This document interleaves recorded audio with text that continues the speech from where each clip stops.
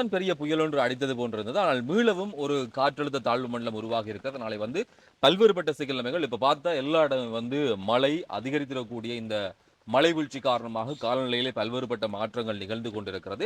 இன்று காலையிலே இந்த கீரிமலை பகுதியில அங்கதான் காத்து சுழட்டி அடிக்குது அப்படின்ற மாதிரி நிறைய பேர் பதிவுகளை போட்டிருந்தார்கள். அலையெல்லாம் எழுந்து மிக உயரமாக வந்திருப்பதாக அங்கிருக்கக்கூடிய தகவல்கள் சொல்கிறது.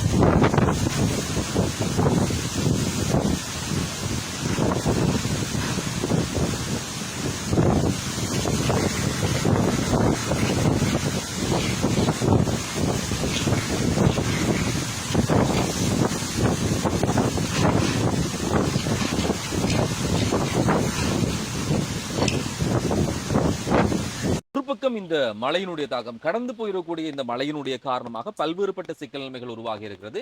பல்வேறுபட்ட ஒரு குறிப்பிட்ட நாட்களுக்குள்ளே மிக அதிகளவான உயிரிழப்புகள் பதிவாகிடக்கூடிய மாவட்டமாக யாழ்ப்பாணம் இருக்கிறது. வெள்ளத்தினால் பாதிப்பு கிடையாது, வெள்ளத்தின் போது அவர்கள் பாதிக்கப்பட்டது கிடையாது. ஆனால் வெள்ளத்தின் பின்னான அந்த நிலைமைகள்னாலே அவர்களுக்கு சில தொற்று நோய்கள் பரவி இருப்பதனுடைய அடிப்படையிலே அவர்களுடைய உயிரிழப்புகள் பதிவு செய்யப்பட்டிருக்கிறது. ஏறக்குறைய மிக முக்கியமாக இந்த தென்மராட்சி வடமராட்சி இந்த பகுதிகளிலே அதிகளவான உயிரிழப்புகள் பதிவு செய்யப்பட்டிருக்க. இது தொடர்பிலே யாழ்ப்பாணத்தினுடைய பொது வைத்திய நிபுணர் பல்வேறுபட்ட கருத்துக்களை இந்த நாளிலே குறிப்பிட்டிருக்கிறார். கடந்த ஒரு இரு வாரங்களாக சில நோயாளிகள் காய்ச்சல் காரணமாக அனுமதிக்கப்பட்டு அவர்களுக்கு இந்த காய்ச்சல் நிமித்தம் சுவாசப்பைக்குள் இரத்த கசிவு ஏற்பட்டு பல்மனரி ஹெமரேஜ், அதால் சுவாசிப்பது கஷ்டம் ஏற்பட்டு நாங்கள் போதிய சிகிச்சை அளித்த போதும் சில பேரை காப்பாற்ற முடியாமல் இருந்திருக்கிறது. ஆகவே இந்த காய்ச்சலுக்கு பல காரணங்கள் இருக்கலாம். காமனாக எலிக்காய்ச்சல் லெப்டோஸ்பைரோசிஸ் என்று சொல்கிறார்கள், தெள்ளு காய்ச்சல் டைஃபஸ் இருக்கலாம், அல்லது இது ஒரு வைரல் காய்ச்சலாக இருக்கலாம். இவை இந்த 3 கிருமிகளால் ஏற்படுகின்ற தொற்றுகளால் ஏற்படுகின்ற போது காய்ச்சலுடன் அவர்களுக்கு சுவாசப்பையிலும் தாக்கங்கள் ஏற்படலாம். சுவாசப்பையில் தாக்கம் ஏற்பட்டால் அவர்களுக்கு அந்த கேப்பிலரி லீக்கேஜ், அதாவது இரத்த கசிவு ஏற்பட்டு காற்று அறைகளில் இரத்தங்கள் கசிவு ஏற்படுவதால் நாங்கள் ஆக்சிஜன் பரிமாற்றம் பாதிக்கப்படுகிறது. அதால் இரத்தத்தில் ஆக்சிஜன் அளவு குறைகிறது. அதால் அவர்கள் மூச்செடுப்பது கஷ்டம் ஏற்படும். நாங்கள் செயற்கை சுவாசம் அளித்தாலும் சில வேளை அவர்களை காப்பாற்ற முடியாமல் போயிருக்கிறது. இதை நாங்கள் என்ன செய்ய வேண்டும்? மக்கள், உங்களுக்கு காய்ச்சல் வந்தால் இந்த காலத்தில் மழை காரணமாக பல இடங்களில் நீர் பெருக்கங்கள் ஏற்பட்டு வீடுகளுக்கு நீர் புகுந்திருக்கிறது. நீரில் கழிவுகள், இந்த எலிகின்ற கழிவுகள், மலங்கள் நீருடன் கலந்து நோயாளி கையிலே காயங்கள் இருந்தால் அந்த காயத்தினூடாக அந்த கிருமிகள் உட்செல்லலாம். அல்லது இந்த டைஃபஸ்ன்றது விலங்குகள் கூட வளர்க்கம் அல்லது பறவைகளை கோழிகள் வளர்க்குற இடத்துல தெள்ளு இருக்கும். அந்த தெள்ளில் இந்த கிருமி இருக்கும். தெள்ளு ஒரு வரை கடிக்கும் போது அந்த கிருமி உடலுக்குள் செல்கிறது. இதனால் முதலிலே காய்ச்சல், உடம்பில் இயலாத்தன்மை, அலுப்பு, தலையிடி போன்ற குணங்குறிகள் ஏற்படுகிறது. இந்த 2 விதமான காய்ச்சல்களையும் சில வேளை சுவாசம் சம்பந்தமான பாரதமான விளைவுகள் ஏற்படலாம்.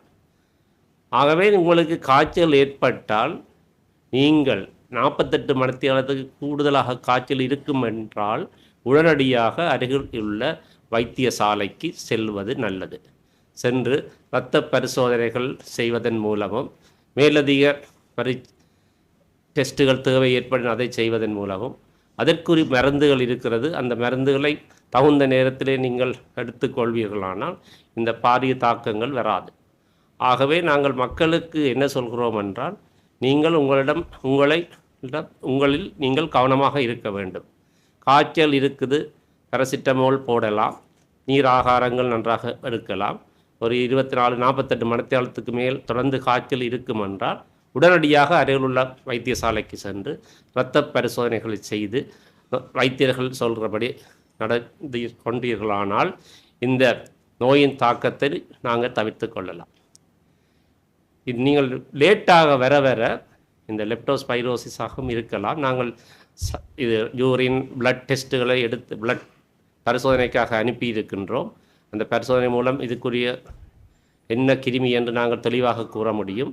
ஆனால் எங்களுக்கு கிளினிக்கலாக பார்க்கும்போதும் இது லெப்டோஸ்பைரோசிஸாக இருக்கலாம், எலிக்காய்ச்சலாக இருக்கலாம், அல்லது சில வேளை டைஃபஸ் நிமோனைட்டிஸ் என்று சொல்கின்ற அந்த தெள்ளு கடியால் வருகின்ற ரிக்கெட்சியல் இன்ஃபெக்ஷன், அதனால் சுவாசத்தில் பாதிப்பு ஏற்பட்டும் வரலாம். இதுக்குரிய டெஸ்ட்டுகளை நாங்கள் அனுப்பியிருக்கிறோம். ரிசல்ட் வந்த பிறகு நாங்கள் தெளிவாக கூற முடியும். ஆனால் ஒரே நேரத்தில் பல பேருக்கு காய்ச்சல் வருதென்றால் ஒரு குறிப்பிட்ட காரணி தான் இருக்குது. உங்களுக்கு தெரியும், போன வருடம் அதுக்கு முதல் வருடம் டெங்கு, கடந்த ஒரு 10-15 வருடங்களாக ஒரே நேரத்தில் பல இடங்களிலிருந்து ஒரே மாதிரியான அறிகுறியோட வரைக்கும் அது ஒரு எபிடமிக் என்று சொல்லுவோம், ஒரு குறித்த ஆர்கானிசம் தான் இருக்குது டெங்கு. இந்த முறை டெங்கு நோயாளியின் இங்கு குறைவாக இருக்கிறது, ஆனால் வருகிறார்கள். அதை விட 1-2 நோயாளிகள் இந்த காய்ச்சல் உடன் சுவாசத்தில் ஏற்பட்ட பிரச்சனை காரணமாக மூச்சு திணறல் ஏற்பட்டு அவைக்கு இரத்தத்தில் ஆக்சிஜன் அளவு குறைந்து நாங்கள் செயற்கை சுவாசம் அளித்த கூட அவர்களை நாங்கள் காப்பாற்ற முடியாமல் இருந்திருக்கின்றனர்.